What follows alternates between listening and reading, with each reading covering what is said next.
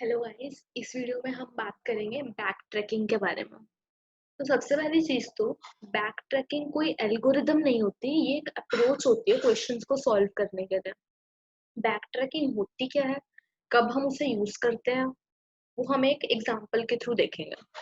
तो क्वेश्चन हमारे पास क्या है कि हमें एक चेस बोर्ड गिवन है n क्रॉस n का, और हमें उस चेस बोर्ड पे n क्वींस को प्लेस करना है so that no queen cut any other queen. अब अगर चेस की प्रॉपर्टी पता है कि क्वीन कब कट करती है, क्वीन अगर किसी भी रो में कोई दूसरा ऑब्जेक्ट पड़ा है चेस का, तो उसे भी वो कट कर सकती है, सेम रो में पड़ा हो, सेम कॉलम में पड़ा हो, ये डायगोनली कैसे भी पड़ा हो। डायगोनली कैसे भी मतलब कि सपोज जैसे यहाँ पे 0 0 पे मैंने रखा हुआ है 1, ये 1 डिनोट कर रहा है कि यहाँ पे क्वीन रखी हुई है। अब मैं अगर इस 0th रो में 1th 2th और 3rd कॉलम पे कुछ भी रखूंगी तो वो क्वीन इसको कट करेगी। तो इसीलिए हम 0th रो के फर्स्ट सेकंड थर्ड कॉलम पर क्वीन को प्लेस नहीं कर सकते। फिर इसी कॉलम में भी हम प्लेस नहीं कर सकते, मतलब मैंने 0th रो के 0th कॉलम पे रखा हुआ है, तो first row second row third row, इन रोज में किसी के 0th कॉलम पर भी मैं क्वीन को प्लेस नहीं कर सकती क्योंकि वो सेम कॉलम में आ जाएंगे तो भी वो कट करेगी। और मैं किसी डायगनली भी नहीं रख सकती, जैसे मैंने 0 0 पे रखा हुआ है तो 1 1 2 2 3 3, इनको मैं यहाँ पर भी नहीं रख सकती। तो अगर मैंने क्वीन 0 0 पे रख दी है तो मैं अपनी नेक्स्ट क्वीन को 1 2 पे रख सकती हूँ, पर 1 1 पे नहीं रख सकती। तो हमें ये पता होना चाहिए कि हम क्वीन को कहाँ कहाँ रख सकते हैं। वहां वहां, या तो वो उसके सेम रो में ना आ रही हो, सेम कॉलम में ना आ रही हो, या फिर डायगनली कहीं पे ना आ रही हो, तो हम उन जगह क्वींस को प्लेस करके अपनी एन क्वींस को प्लेस करना। तो जितने भी उस N cross N chess board में जितने भी वेज हमारे पास पॉसिबल होते हैं कि हम कैसे क्वींस को रखें, उन सभी हमें पॉसिबल वेज को फाइंड आउट करके उनको प्रिंट करना। अब लेट्स से मेरे पास यहाँ पर n इक्वल्स टू है 4, मेरे पास 4 क्रॉस 4 का एक चेस बोर्ड है। ठीक है, तो अब मुझे 4 क्वींस को इस पूरे चेस बोर्ड पे प्लेस करना है such that no queen cut each other. तो एक चीज हमें यहाँ पे ध्यान रखनी है कि n की वैल्यू पहली बात तो मिनिमम ग्रेटर देन 3 होनी चाहिए। क्यों ग्रेटर देन 3 होनी चाहिए? क्योंकि n इक्वल्स टू 3 के लिए ही अगर आप ध्यान से देखें, यहाँ पर मैंने ब्लॉक बनाया हुआ 3 क्रॉस 3 का, क्वींस को मैं कैसे भी रखूं, सपोज फर्स्ट क्वीन मैंने यहाँ रख दी 0 0 पे, फिर नेक्स्ट क्वीन मैं ना 1 1 पे रख सकती, ना तो सेम रो में रख सकती, ना सेम कॉलम में, डायगनली भी वो कट करेगी। तो 3 क्रॉस 3 पे भी हम क्वींस को प्लेस नहीं कर सकते। तो मिनिमम एन की वैल्यू 4 होनी चाहिए अगर हमें ये कंडीशन सेटिस्फाई करवानी है, कौन सी, कि कोई भी क्वीन एक दूसरे को कट ना करे। तो मिनिमम एन की वैल्यू पहली बात तो 4 होनी चाहिए। ठीक है, अब सपोज एन की वैल्यू मिनिमम 4 है या उससे बड़ी है, तो अब हमें पॉसिबल वेज कौन कौन से होंगे सच दैट हम अपनी क्वीन को वहां पर प्लेस कर सके। तो उसके लिए अब हम देखते हैं हम क्या करेंगे। तो यहाँ से हम एक काम करते हैं, स्टार्ट करते हैं। मेरे पास n इक्वल्स टू 4 था, मेरे पास एक 4 क्रॉस 4 का एक चेस बोर्ड है। मैं क्या करूंगी, रो वाइज फिल करना स्टार्ट करूंगी। कहने का मतलब क्या है कि मैं अपनी 0th रो पे सबसे पहले देखूंगी कि मैं कौन से कॉलम नंबर पर अपनी क्वीन को प्लेस कर सकती हूँ। तो मैंने 0th रो पे जब फिल करना स्टार्ट करा तो मैंने देखा मैं 0th कॉलम पे अपनी क्वीन को प्लेस कर सकती हूँ। फर्स्ट प्लेस पर तो रख ही सकती हूँ, कोई रिस्ट्रिक्शन ही नहीं है। तो लेट से मैंने अपनी 0th 0 पे सबसे पहले क्वीन को प्लेस कर दिया। ठीक है, अब 0th रो में एक क्वीन प्लेस हो चुकी है, तो हमें इतना पता है कि उस रो में अब और कोई क्वीन तो प्लेस हो ही नहीं सकती। ठीक है, तो हम रो वाइज अपना कर रहे हैं। 0th रो में मैंने प्लेस कर दी है क्वीन, अब हम 1th रो पे कॉल कर देंगे आगे और उसे बोलेंगे कि 1th रो पे जाओ और चेक कर लो कि 1th रो में कौन से कॉलम पे हम प्लेस कर सकते हैं। तो मैंने 0th रो पे यहाँ पे 1 पे 0 पे क्वीन को प्लेस कर दिया। अब आगे मैंने 1th रो पे कॉल कर दिया। तो 1th रो पे अगर मैं ध्यान से देखूं, जब हम 1th रो पे कॉल करेंगे तो 1th रो 0th कॉलम पे प्लेस नहीं कर सकती। क्यों? क्योंकि उससे पहली वाली रो पे 0th कॉलम पे क्वीन पड़ी हुई है। अब क्या 1th रो के फर्स्ट कॉलम पर प्लेस कर सकती हूँ मैं? वो भी नहीं कर सकती, क्योंकि 0th रो के वो डायगनली आ रहा है ऐसे, इसलिए हम यहाँ पे भी प्लेस नहीं कर सकते, यहाँ पे भी नहीं कर सकते थे। अब हम नेक्स्ट कॉलम पे आए, this is 2th column first row का। तो अगर आप हम ध्यान से देखें, इस सेकेंड क्वीन को हम यहाँ पे प्लेस कर सकते हैं। क्यों कर सकते हैं हम लोग प्लेस? क्योंकि ना तो वो पहली वाली क्वीन को के सेम रो पे आ रही है, ना वो सेम कॉलम पे आ रही है, और ना ही वो डायगनली आ रही है। तो इसलिए हमने क्या करा, फर्स्ट रो के टूथ कॉलम पे अपनी सेकंड क्वीन प्लेस कर दी। अब हमें पता है कि इस रो में और कोई क्वीन तो आ नहीं सकती, तो अब हमने क्या करा, अपनी नेक्स्ट रो पे कॉल कर दिया विच इज टूथ रो। तो जब हमने टूथ रो पे कॉल करा, इस वाले ब्लॉक को देखो, टूथ रो पे हमने देखा हम ना तो जीरोथ पे प्लेस कर सकते हैं अपनी क्वीन को, क्योंकि हमारी एक क्वीन ऑलरेडी जीरोथ कॉलम पे पड़ी है। फर्स्ट पे भी नहीं प्लेस कर सकते। क्यों नहीं प्लेस कर सकते? क्योंकि पिछली रो की जो क्वीन है वो उसके साथ यहाँ पे डायगनली आ रही है, इसलिए हम यहाँ पे भी नहीं रख सकते। अगर हम ध्यान से देखें तो यहाँ पर भी नहीं रख सकते क्योंकि सेम कॉलम आ जा रहा है। यहाँ पर भी नहीं रख सकते क्योंकि डायगनली आ जा रहा है। तो हमने देखा, जब हमने अपनी फर्स्ट रोथ के टूथ कॉलम पे क्वीन को प्लेस कर देते हैं अगर, तो हमारे पास सेकेंड रो में कोई भी ऐसी पोजीशन हमारे पास नहीं मिल रही कि हम अपनी क्वीन को प्लेस कर सकें। तो उस केस में हमें क्या करना होगा, हमें यहीं से ही रिटर्न कर जाना होगा, या फिर मैं अगर बैक बोलूं इसे, तो इसे हम ऐसे बोल सकते हैं कि मुझे यहीं से ही बैक ट्रैक कर जाना होगा। मतलब सेकंड रो पे जब मुझे पता चला कि कोई क्वीन नहीं रख सकती मैं थर्ड रो पे आगे कॉल ही नहीं करूंगी, वहीं से पहले रिटर्न कर जाऊंगी, या फिर मैं कहूंगी बैक ट्रैक कर जाऊंगी। अब मैंने बैक ट्रैक जब करा तो मैंने फर्स्ट रो पर आई, मैंने उसे बोला कि यहाँ पर इस क्वीन को हटा दो, हम इस क्वीन को यहाँ पर नहीं रख सकते, क्योंकि यहाँ पर क्वीन को रखने से मेरे पास नेक्स्ट रो में कोई भी ऐसी पोजीशन नहीं मिल रही जिससे मैं अपनी क्वीन को प्लेस कर सकूं। तो वो क्या करेगा, वापस जाएगा अपनी इस सेकेंड कॉलम से, ये जो क्वीन है यहाँ पर, ये वाली, यहाँ से इस क्वीन को हटाएगा और नेक्स्ट कॉलम पे ट्राई करेगा कि रख सकता है या नहीं। तो उसने क्या करा, अब यहाँ पर आएंगे हम वापस, जब रिटर्न करके गए तो सेकंड की जगह उसने थर्ड कॉलम पे ट्राई करा। तो उसने देखा मैं थर्ड कॉलम पे अपनी क्वीन को रख सकता हूँ। क्यों रख सकता हूँ? क्योंकि जो पिछली वाली क्वीन थी ना तो वो इसके सेम रो में आ रही है, ना कॉलम में और ना डायगनली आ रही है। तो अब मैंने फर्स्ट रो पे क्वीन को थर्ड कॉलम पे रख दिया। फिर अब फर्स्ट रो की क्वीन फिल होगी, और यहाँ पर से मैंने क्वीन को हटा दिया। अब याद रखना, क्यों हटा दिया? क्योंकि अगर यहाँ पर ही रखी रहती तो मैं इस क्वीन को यहाँ प्लेस नहीं कर पाती, पहले मुझे यहाँ से उसको हटाना पड़ेगा और उस क्वीन को यहाँ प्लेस करना पड़ेगा थर्ड कॉलम पे। तो यहाँ पे मैंने थर्ड कॉलम पे प्लेस कर दिया। अब मैं क्या करूंगी, आगे फिर से फंक्शन कॉल करूंगी और सेकंड रो पे बोलूंगी कि चेक करके आओ कि कहाँ क्वीन प्लेस कर सकते हैं। तो मैं सेकंड रो पे गई, मैंने चेक करा, जीरोथ कॉलम पे प्लेस नहीं कर सकती क्योंकि जीरोथ कॉलम पे ऑलरेडी एक क्वीन पड़ी है। फिर मैंने फर्स्ट कॉलम पे चेक करा तो मैंने देखा कि मैं फर्स्ट कॉलम पर प्लेस कर सकती हूँ, क्योंकि बाकी जो दोनों क्वींस है उसके साथ ना तो ये डायगनली आ रही है, ना ही सेम कॉलम में आ रही है, और ना ही सेम रो में आ रही है।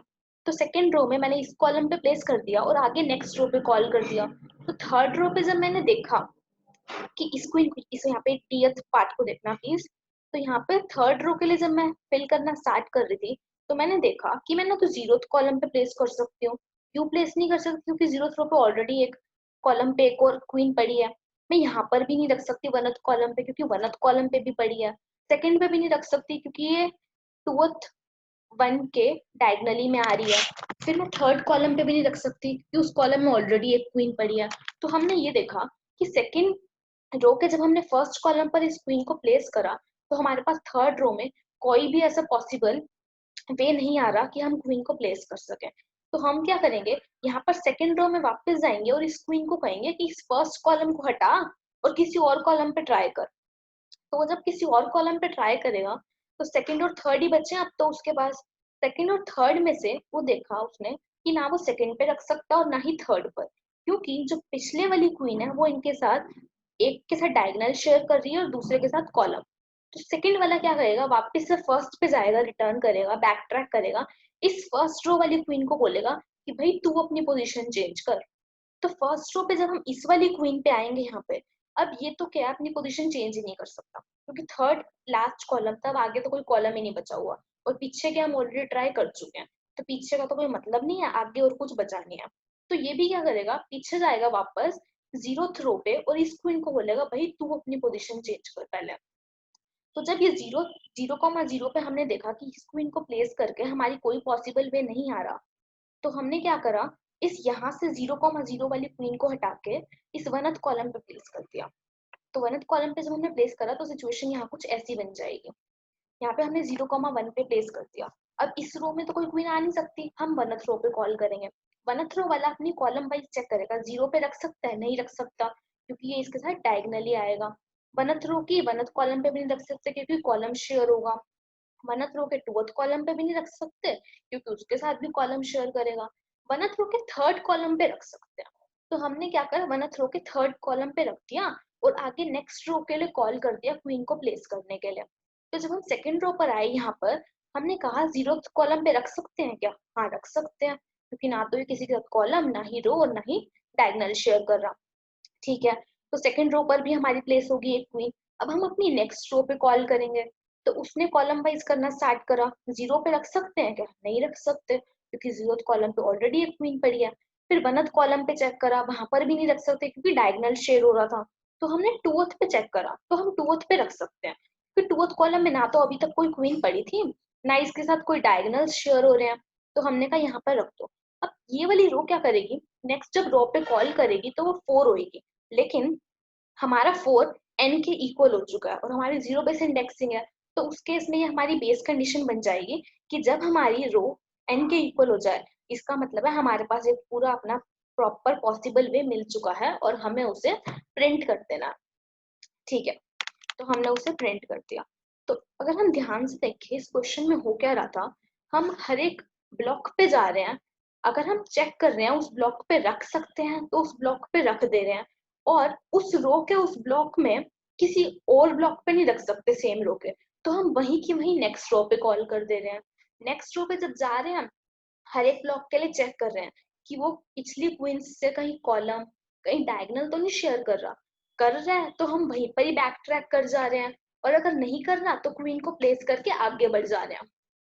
तो अगर इस क्वेश्चन में ध्यान से देखें हो क्या रहा है, हम हर पॉइंट पे अपने कंस्ट्रेंट को चेक कर रहे हैं। कंस्ट्रेंट क्या है? कंस्ट्रेंट ये है कि हम जिस पोजीशन पर क्वीन को रख रहे हैं, उस पोजीशन पर रखने से वो क्वीन कट तो नहीं हो रही किसी क्वीन से, या वो किसी क्वीन को कट तो नहीं कर रहा। तो जैसे ही हमें वो कंडीशन मिल जा रही है कि अगर ऐसा हो रहा है, तो हम उसी पॉइंट पर बैक ट्रैक कर जा रहे हैं और हर एक पॉसिबल पाथ को एक्सप्लोर कर रहे हैं।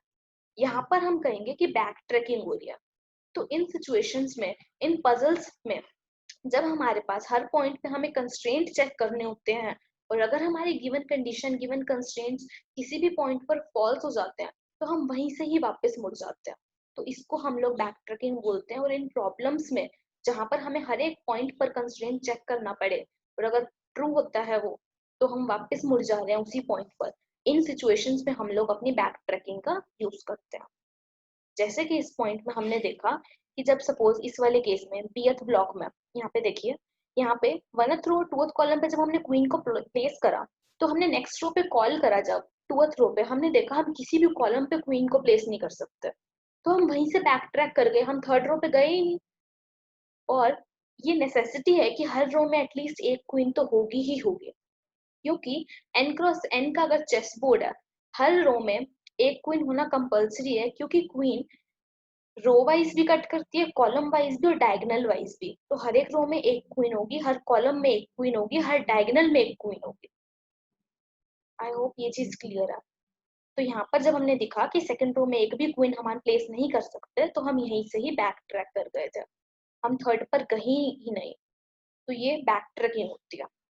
और इस क्वेश्चन में हमें यही करना है, हमें एक n×n का चेस बोर्ड गिवन है, हमें वो सारी पॉसिबल वेज, 0 बेसिकली यहाँ पर हम क्वीन को रिप्रेजेंट कर रहे हैं 1 से कि क्वीन रखी हुई है, और 0 से क्वीन नहीं रखी हुई। तो यहाँ पर अभी मैंने आपको समझाने के लिए क्यू प्लेस करा, बट एक्चुअल में जब हम कोड करेंगे तो क्यू की जगह मैं 1 यूज करूंगी, ये शो करने के लिए कि मेरी जो इंटीजर मैट्रिक्स है जहाँ पर 1 रखा हुआ है, वो ये रिप्रेजेंट कर रहा है कि वहां पर मैंने अपनी क्वीन प्लेस करी हुई है। तो मेरे को ऐसे चेस बोर्ड के टोटल 1-0 की एक मैट्रिक्स प्रिंट करनी है, वो सारे पॉसिबल वेज जहाँ पर क्वीन कट ना करे किसी दूसरी क्वीन को, ऐसे सारे पॉसिबल वेज मुझे प्रिंट करने हैं। तो एक बार इसका थोड़ा सा कोड अगर लॉजिक वाइज में बताना चाहूँ तो क्या होगा, हम कर क्या रहे हैं, 0th रो से स्टार्ट करेंगे, हर रो पे कॉलम्स को एक्सप्लोर करेंगे। जैसे 0th रो से मैंने स्टार्ट करा, तो 0th कॉलम पर मैंने क्वीन रख दी, क्योंकि वहां पे कोई कंस्ट्रेंट है ही नहीं कि किसी पे चेक करना पड़े, तो मैंने अपनी फर्स्ट क्वीन रख दी। अब मैं नेक्स्ट क्वीन को उस रो में तो रख ही नहीं सकती, तो मैंने अपनी नेक्स्ट रो पे उसी फंक्शन को कॉल करा। अब जब हमने 1th रो कॉल करी, तो उसको अब चेक करना पड़ेगा कि वो कौन से कॉलम में रखे, क्योंकि वो 0th कॉलम पे नहीं रख सकती, क्योंकि 0th रो की 0th कॉलम पे एक क्वीन पड़ी है।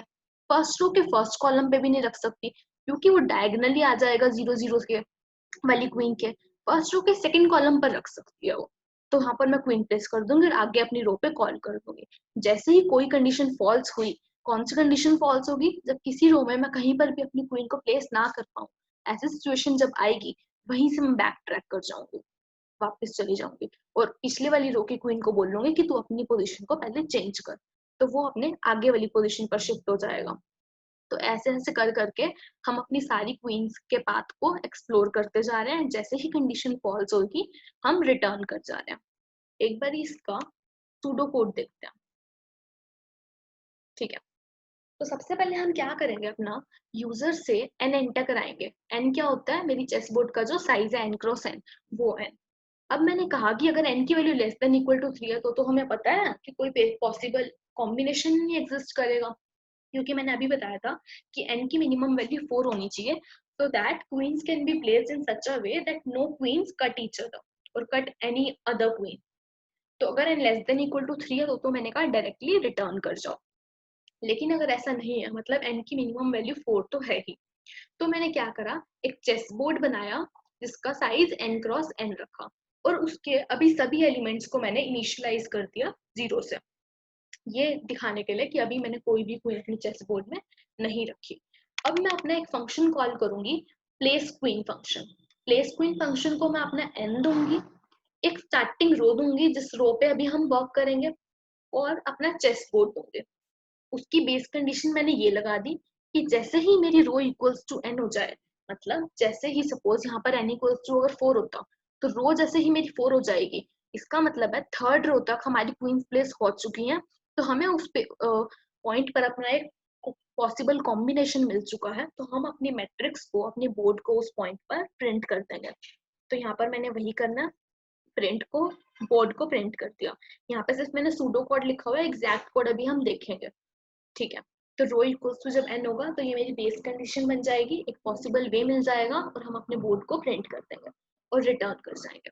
लेकिन अगर ऐसा नहीं होता तो हमें क्या करना है, सपोज एन इक्वल्स टू 4 होता और मैं अभी रो इक्वल्स टू करेंटली सपोज 2 पे हूँ मैं, तो मैं क्या करूंगी, उस रो पे अब मुझे क्वीन को डालना है किसी पॉसिबल कॉलम पे, तो मुझे पहले चेक करना पड़ेगा कि मैं अपनी उस रो के कौन से कॉलम पे अपनी क्वीन को प्लेस कर सकती हूँ, सो दैट कोई क्वीन या वो किसी और क्वीन को कट ना करे। तो उसके लिए मैं क्या करूंगी, एक फंक्शन बनाऊंगी इफ पॉसिबल। तो इफ पॉसिबल मुझे ये बताएगा कि मैं उस पर्टिकुलर रो के उस कॉलम पर अपनी क्वीन को प्लेस कर सकती हूँ या नहीं। तो अगर इफ पॉसिबल से मुझे ट्रू मिल जाता है तो मैं अपने बोर्ड के उस प्लेस पे क्वीन को प्लेस कर दूंगी। कैसे प्लेस करूंगी, उस पोजीशन पर 1 डाल के, और अपनी नेक्स्ट रो के लिए यही फंक्शन दोबारा कॉल कर दूंगे, ठीक है। इफ पॉसिबल फंक्शन कैसे चेक करना है वो हम अभी देखेंगे। उससे पहले सपोज इफ पॉसिबल से अगर हमें ट्रू मिलता है तो हम क्वीन को प्लेस कर देंगे, अगर नहीं मिलता तो हम वापस लूप से बाहर आएंगे और रिटर्न कर जाएंगे सिंपली। लेकिन सपोज अगर ट्रू आ गया है तो मैंने क्या करा, क्वीन को प्लेस करा यहाँ पर सबसे पहले, उसके बाद फिर से नेक्स्ट रो के लिए उस क्वीन को प्लेस करने के लिए कॉल कर दिया।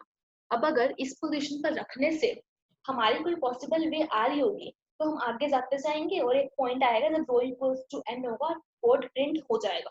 लेकिन अगर कहीं पर भी इश्यू आता कि हमारा ये पॉसिबल वे जनरेट नहीं हो सकता, तो हम वापस इसी फंक्शन पर आएंगे, इसी लाइन पे, प्लेस क्वीन वाली के नेक्स्ट लाइन पे, और हमें पता चलेगा कि इस पॉइंट पर क्वीन को रखने से हमारा कोई पॉसिबल वे जनरेट नहीं हो रहा, या फिर जनरेट अगर हो भी गया है तो एक पॉसिबल वे जनरेट हो गया सपोज, अब ये भी हो सकता है कि नेक्स्ट कॉलम पे रख के भी एक जनरेट हो जाए, तो हमें वापस तो आना ही है।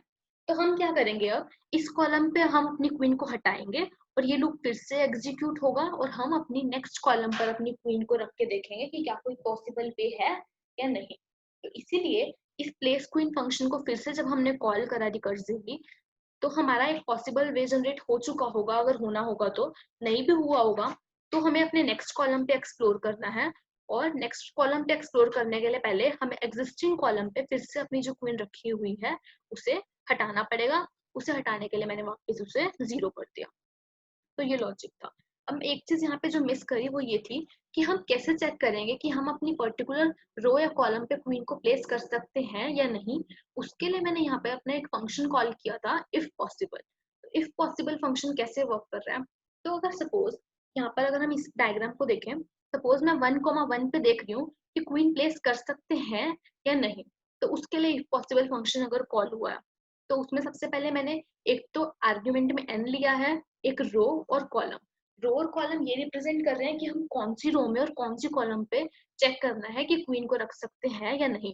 जैसे यहाँ पर रो और कॉलम दोनों की वैल्यू 1 होगी, ठीक है, और n की वैल्यू 4 होगी।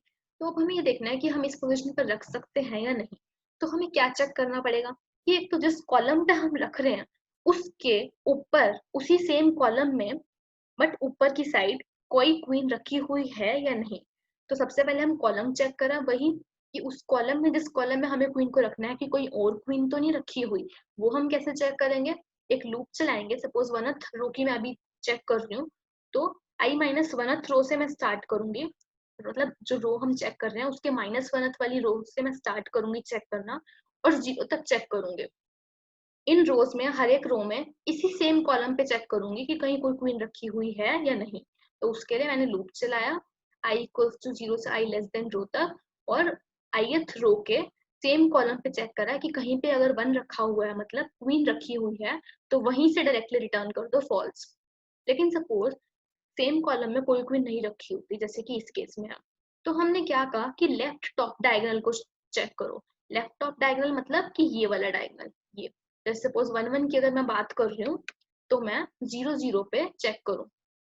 उसके लिए हम कैसे चेक करेंगे, पिछले वाली रो होगी और कॉलम नंबर भी एक माइनस होगा। तो मैंने दो वेरिएबल्स लिए आई और जे, उनको इनिशियलाइज करा रो -1 और कॉलम -1 से।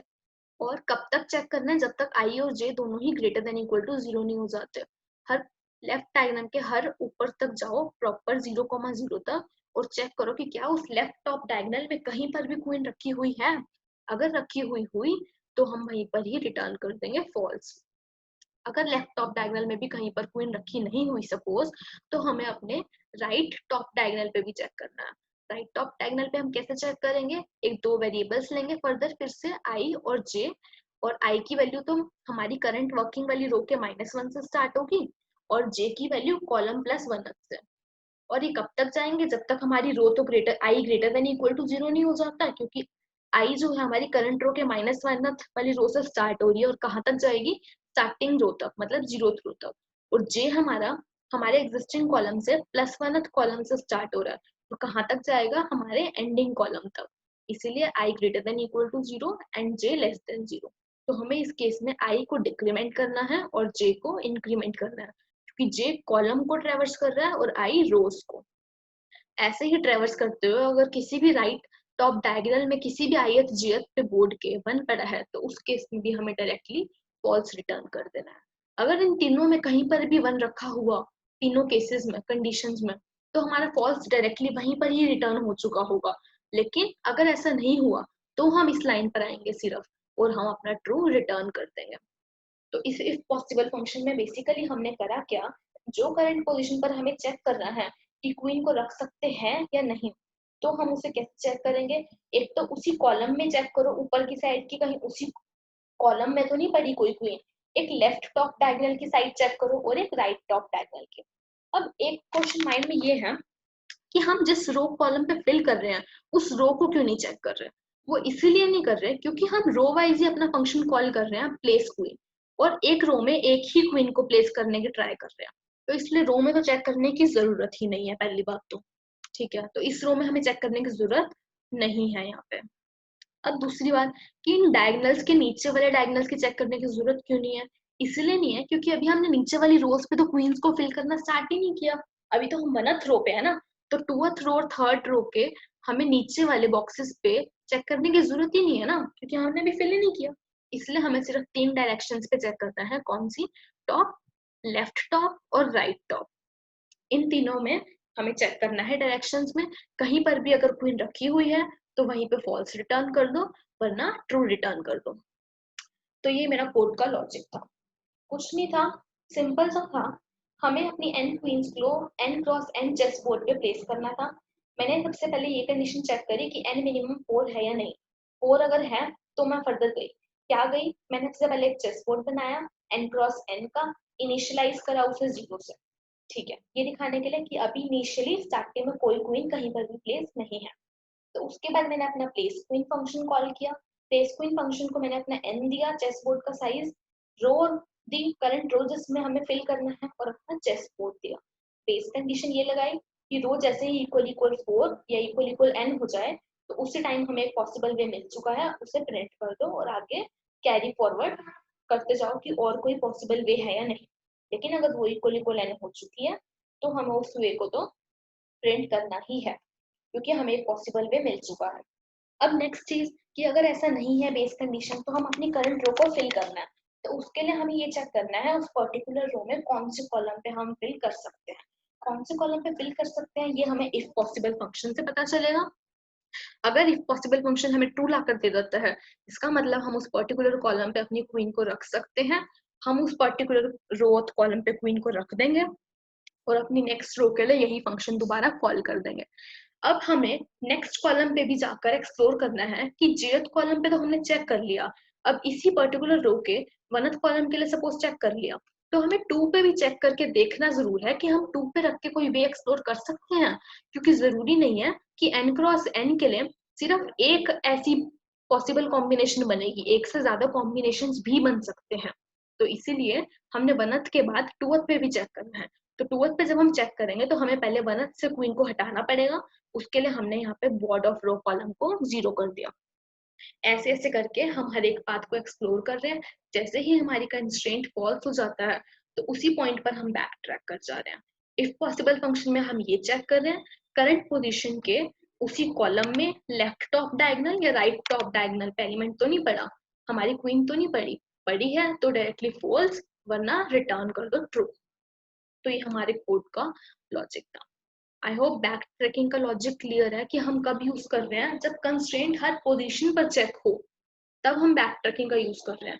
और जैसे ही कंस्ट्रेंट फॉल्स होता है तो हम बैक ट्रैक कर जा रहे हैं कि कुछ चेंजेस करो, इस वाले वे से तो हमारा आंसर नहीं आएगा।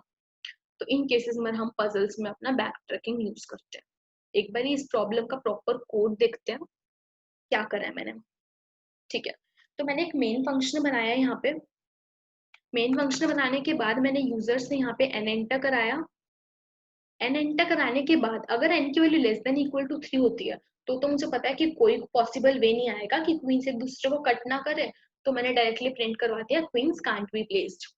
अगर ऐसा नहीं है, मतलब n मिनिमम 4 तो है ही, तो मैं इस एल्स के अंडर आऊंगी और मैंने क्या करा, एक बोर्ड बनाया। इनिशियली मैंने बोर्ड n क्रॉस n का नहीं बनाया, 10 क्रॉस 10 का बनाया, which is my maximum value of n test cases के लिए।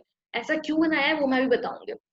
तो सपोज अभी मैंने 10 क्रॉस 10 का बना दिया और हमारा क्योंकि बोर्ड का साइज लेकिन n है, तो मैंने मैट्रिक्स में n क्रॉस n की मैट्रिक्स में इनिशियलाइज कर दिया उसको अभी 0 से लूप चलाकर। ऐसा करने के बाद मैंने अपना प्लेस क्वीन फंक्शन कॉल कर दिया, उसमें मैंने अपना n दिया, चेस बोर्ड दिया और एक रो नंबर जो कि इनिशियली 0 होगी मैंने वो भी पास करी। अब प्लेस क्वीन फंक्शन को देखते हैं। तो प्लेस क्वीन फंक्शन में मैंने यूजर से n लिया है, बोर्ड लिया है और रो लिया है। तो अगर हम यहाँ पे ध्यान से देखें आर्ग्यूमेंट में हमें 2D मैट्रिक्स जो कि चेस बोर्ड है वो गिवन है, तो उसका साइज हमें नहीं पता कि n क्रॉस n है या नहीं, क्या क्या है n की वैल्यू। तो हमने क्या करा, एक जनरलाइज फॉर्म में एक बोर्ड जनरल बना दिया 10 क्रॉस 10 का ही, ताकि हमें उसके साइज की दिक्कत ना पड़े किसी फंक्शन में। हमें यहाँ पे बोर्ड का साइज नहीं पता ना, लेकिन हमें स्टैटिकली बनाया तो स्पेसिफाई करना जरूरी है। तो इसलिए मैंने यहाँ पर इनिशियली 10 क्रॉस 10 ले लिया कि ताकि मुझे साइज की टेंशन ना हो। और n तो पास करा ही दिया, तो मैं जब ट्रेवल करूंगी इस बोर्ड पे तब मैं n क्रॉस n तक ही ट्रेवल करूंगी। ठीक है, तो इस फंक्शन में अब मैंने बेस केस कंडीशन क्या लगाई कि अगर मेरी रो, करंट रो जिसपे मुझे अपनी क्वीन को प्लेस करना है, वो अगर इक्वल इक्वल्स टू n हो चुकी है, सपोज n इक्वल्स टू 4, तो 0 1 2 3 के लिए काम हो चुका है। अब 4 पे अगर मैं आ चुकी हूँ, इसका मतलब है कि मेरी एक पॉसिबल वे हमें मिल चुका है, तो मैं अपनी मैट्रिक्स को उस पॉइंट पर प्रिंट कर दूंगी। प्रिंट करने के बाद हर एक रो को प्रिंट करने के बाद मैंने एक एंडल प्रिंट किया है रोज को सेपरेट करने के लिए, और एक पॉसिबल वे जनरेट करने के बाद भी मैंने एंडल किया। मतलब सपोज जरूरी नहीं है कि एक ही पॉसिबल वे हो, एक ही मैट्रिक्स पॉसिबल हो, एक से ज्यादा मैट्रिक्स भी पॉसिबल हो सकती है। तो मैंने हर रो को भी नेक्स्ट लाइन में लाया और एक मैट्रिक्स प्रिंट होने के बाद भी एक लाइन मैंने एक लाइन का स्पेस दिया है। नेक्स्ट वाला जो एंडल है यहाँ पे, ये वाला, ये मैंने एक मैट्रिक्स को दूसरे से सेपरेट करने के लिए लगाया है। और जब बेस कंडीशन सेटिस्फाई हो रही है तो मुझे आगे तो जाना ही नहीं है, क्योंकि आगे रोज ही नहीं है, लास्ट रो पे थी मैं वो करंटली, तो इसलिए रिटर्न कर जाना है। लेकिन अगर मेरी बेस कंडीशन सेटिस्फाई नहीं होती तो इसका मतलब है मुझे उस रो के लिए क्वीन को प्लेस करना है, तो उस रो में कौन सी कॉलम पे प्लेस करना है वो चेक करना है। तो मैंने कॉलम पे ट्रेवर्स करा 0 से n तक और ये चेक करा कि कौन से कॉलम पर मैं प्लेस कर सकती हूँ, कौन से कैसे प्लेस करूंगी और कौन से कॉलम पे कर सकती हूँ या नहीं। उसके लिए मैंने अपना इफ पॉसिबल फंक्शन कॉल करा, जिसमें मैंने अपना चेस बोर्ड, अपनी करंट पोजीशन के लिए उसका रो नंबर और कॉलम नंबर और एक n जो कि मेरे बोर्ड का साइज था वो भेजा। और इफ पॉसिबल फंक्शन ने मुझे ये बता दिया कि मैं उस पोजीशन पर अपनी क्वीन को रख सकती हूँ या नहीं। अगर इसने ट्रू रिटर्न करा होगा तो इफ ट्रू मीन्स ट्रू, तो वो इस इफ के अंदर आएगा, अपनी इस करंट पोजीशन पर इस क्वीन को प्लेस करेगा यहाँ पर इसी पोजीशन पर। उसके बाद नेक्स्ट रो के लिए प्लेस क्वीन फंक्शन कॉल कर देगा नेक्स्ट रो के लिए। ठीक है, अब जब वो वापिस आएगा मतलब कि हमने इस करंट कॉलम पे देख लिया प्लेस करके कि कोई पॉसिबल वे है या नहीं। हो सकता है कि इससे जो नेक्स्ट कॉलम पर क्वीन प्लेस करके भी एक हमारी पॉसिबल वे निकल आए। तो जब हमने इस कॉलम को एक्सप्लोर कर लिया करंट रो के लिए, तो हमें नेक्स्ट कॉलम को भी एक्सप्लोर करना है। उसके लिए ही हमने लूप चलाया हुआ column equals to 0 less than n। तो हमें पहले नेक्स्ट हमने इस पूरे को एक्सप्लोर कर लिया इस करंट कॉलम के लिए इस फंक्शन को कॉल करके। अब जब हम वापस आएंगे तो इस करंट कॉलम को फॉल्स करना है, हमें 0 कर देना है, क्वीन को हटा देना है, ताकि हम नेक्स्ट कॉलम पे अब चेक कर सकें क्वीन को प्लेस करके कि क्या नेक्स्ट कॉलम पे रखे कोई वे हमारे पास जनरेट हो रहा है या नहीं। ऐसे ऐसे हम करेंगे। ठीक है, अब हमें एक फंक्शन देखना है if possible. If possible function जो है मैंने बुलियन टाइप का बताया है, ताकि वो सिर्फ ये ट्रू और फॉल्स हमें रिटर्न करे, ये बता दे कि हम अपनी करंट पोजीशन पर रो और कॉलम जो कि हैं उन पे अपनी क्वीन को प्लेस कर सकते हैं या नहीं। ये तो इसमें सबसे पहले मैंने क्या करा कि कॉलम के लिए चेक करा। कॉलम के लिए कैसे चेक करा, जो हमारे पास करंट रो आई थी 0 से लेके उससे पहली वाली जस्ट रो तक जाओ, उन रोज के लिए उस कॉलम पे देखो जिस कॉलम पे हमें रखना है। तो उन कॉलम पे अगर किसी भी रो के उस कॉलम पे अगर क्वीन पड़ी है तो डायरेक्टली फॉल्स रिटर्न कर दो, मतलब हम उस कॉलम पे अब फर्दर अपनी क्वीन को नहीं रख सकते। अगर ऐसा नहीं है तो हम अपनी नेक्स्ट लेफ्ट टॉप डायगोनल के लिए चेक करेंगे। अगर हमारा करंट ब्लॉक की पोजीशन रो कॉमा कॉलम है और हमें लेफ्ट टॉप डायगोनल के लिए देखना है, तो हम रो -1 और कॉलम -1 से स्टार्ट करेंगे और कहाँ तक जाएंगे जब तक हमारे आई और जे ग्रेटर देन इक्वल टू 0 है। लेफ्ट टॉप डायगोनल में ऐसे ऐसे लूप चलेगा और जब तक हमारा किसी पोजीशन पर हमें ऐसा नहीं मिलता कि क्वीन रखी हुई है तब तक ये लूप चलेगा और जब तक आई और जे 0 तक नहीं हो जाते। अगर हमारी क्वीन रखी होगी तो तभी फॉल्स रिटर्न हो जाएगा।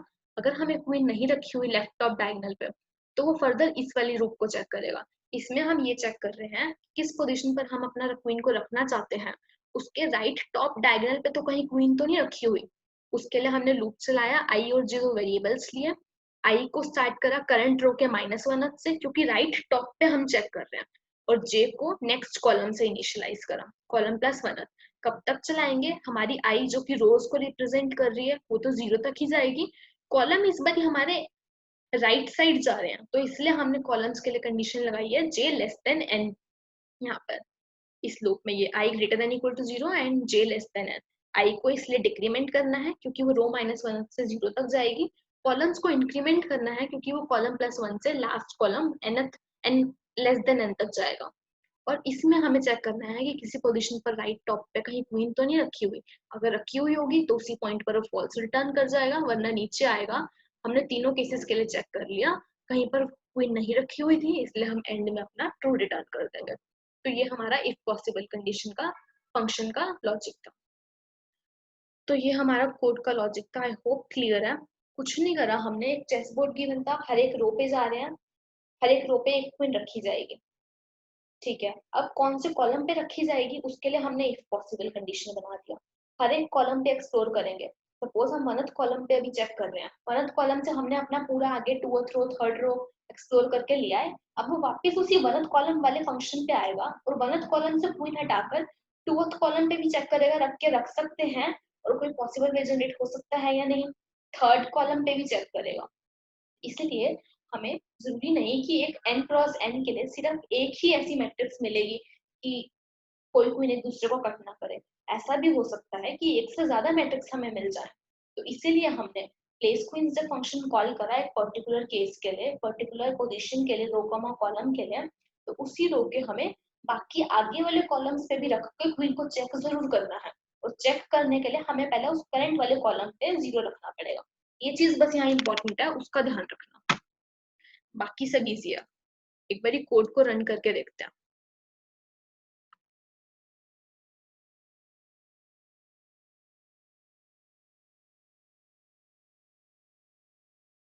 ओके, यहाँ मैंने कुछ गड़बड़ कर दी, ये कुछ नहीं, ठीक है।